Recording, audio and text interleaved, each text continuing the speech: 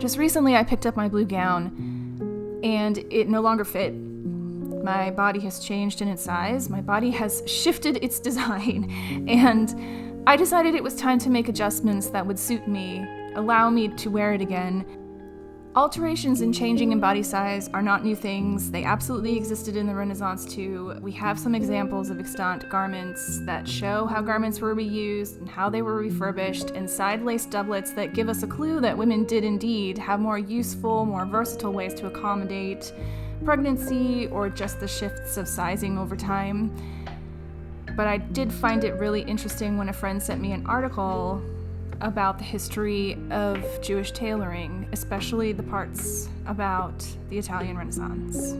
When I was a child, I grew up in a family that was Jewish by heritage.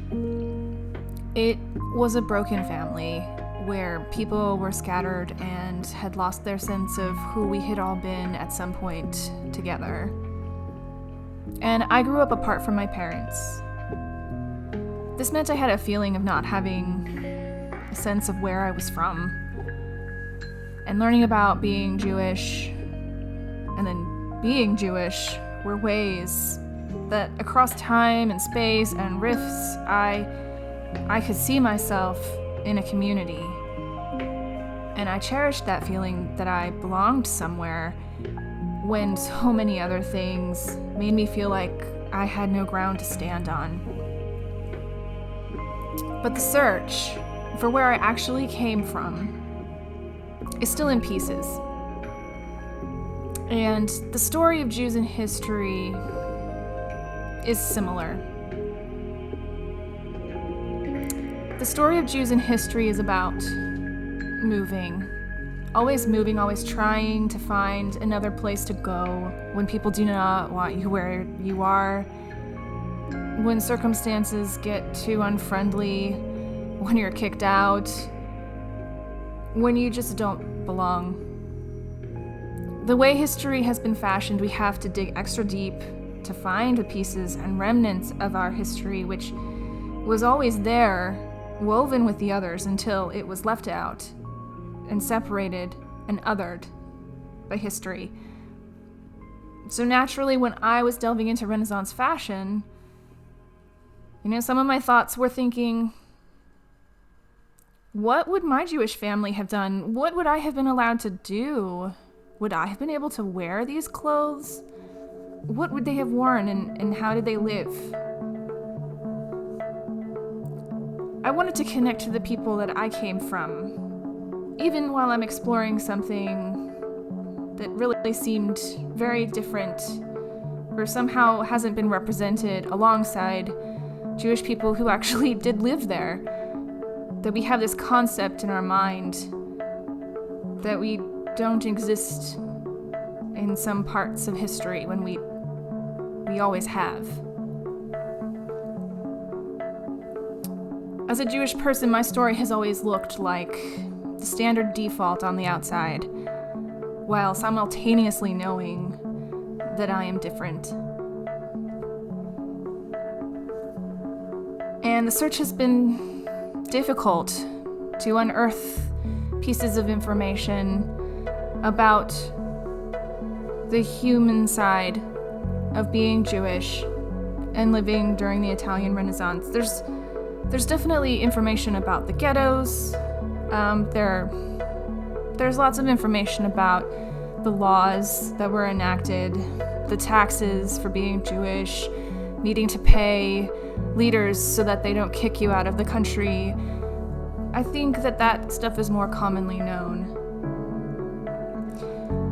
There has been a constant dance between what we can do, what people are okay with, and trying to fit squarely in a space that is always shifting.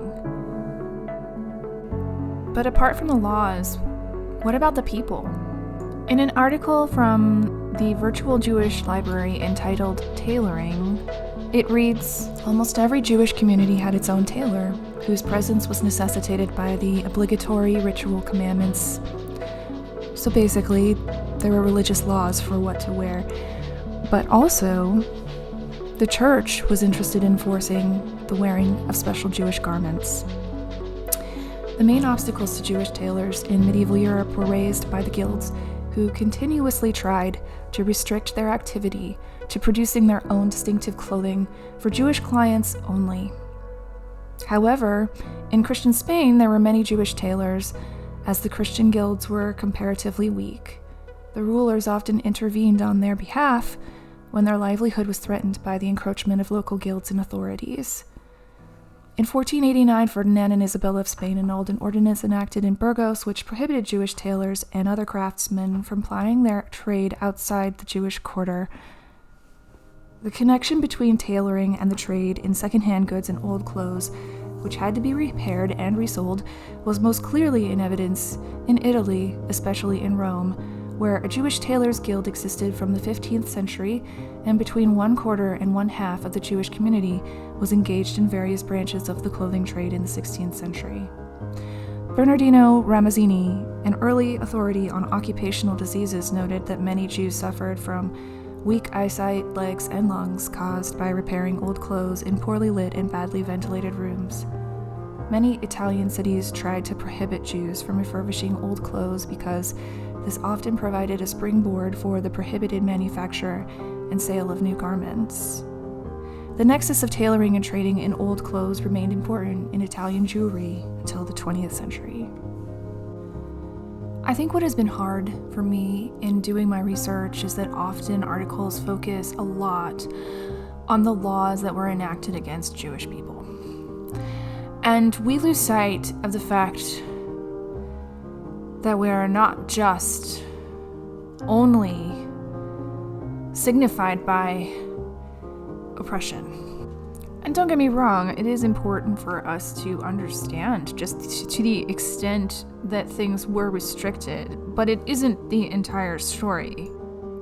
What I find really interesting about this passage is that when you read between the lines, you realize that Jewish tailors were very good at what they did. And the reason why I say that is because if they hadn't been good tailors, there wouldn't have been a need for people to get upset or jealous. There wouldn't have been a need for a law to try to restrict their clientele. And there's something about that that makes me feel very proud.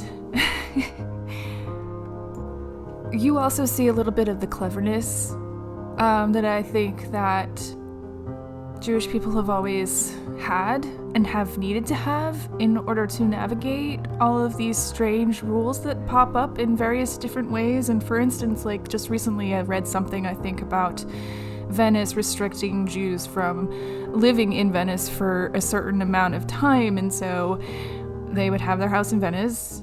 They would take a trip to a hotel for at the end of the term they were allowed to be there, stay the night, come back, and start over again. So when you look at this passage, you also see that when they were told you can't sell new clothes, they were like, cool, I will sell refurbished ones. I think that brings more dignity back to people who were just trying to live their lives and were constantly being told, oh no, you can't do that. You can't do that, you can't do that, you can't do that. And all simply because they were stigmatized and they were Jewish. So I think going forward, I'm probably going to have a series of videos that sort of look at various different snippets that we have of Jewish life from the Renaissance and sort of pulling out between the lines the more three-dimensional humanity of these people.